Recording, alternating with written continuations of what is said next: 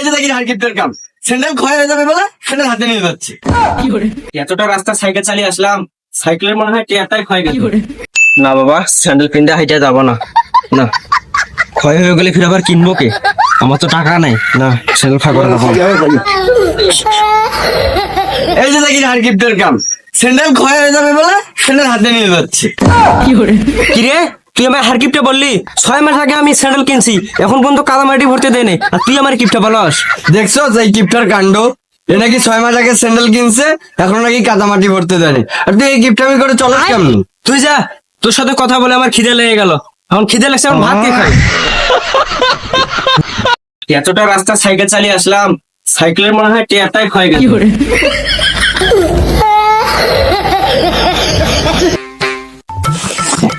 আমি তো সাইকেল দেখতে দে তো, ঘুরে আসি। কি চাইলি?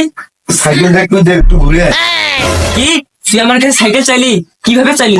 তুই দেখতেছ না আমি এত টাকা হাটে হাটে যাইতেছি, টাকার ক্ষয় যাবে বলে তুই আমার কাছে সাইকেল চাইলি? কোন হারকিপ্টের কাছে সাইকেল চাইলাম রে? 60 টাকা নষ্ট হয়ে যা। আরে এই সময় নেটটা শেষ হয়ে যাবে, তখন আমার ইম্পর্টেন্ট একটা কাজ আছে, আমি কাজটা করবো কিভাবে?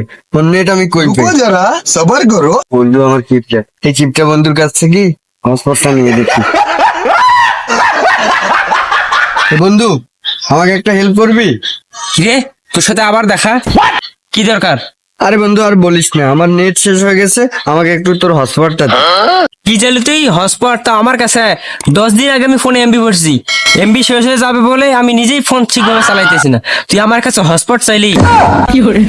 আরে ভাই কিপটামি অনেক করছিস, ইমার্জেন্সি আমার হটস্পটটা দরকার, একটু গুরুত্বপূর্ণ কাজ করবো, কিপটামি না করে হটস্পটটা দিয়ে দে। তুই যা, আমি হটস্পট দিতে পারবো না। বাপরে বাপ, জি এমবির দাম, আবার হটস্পট চাইতে এসে। তোর দ্বারা কোনোদিন কোনো কিছু উপকার হবে না, তুই একটা কিপটে আর জাত কিপটে। থাক।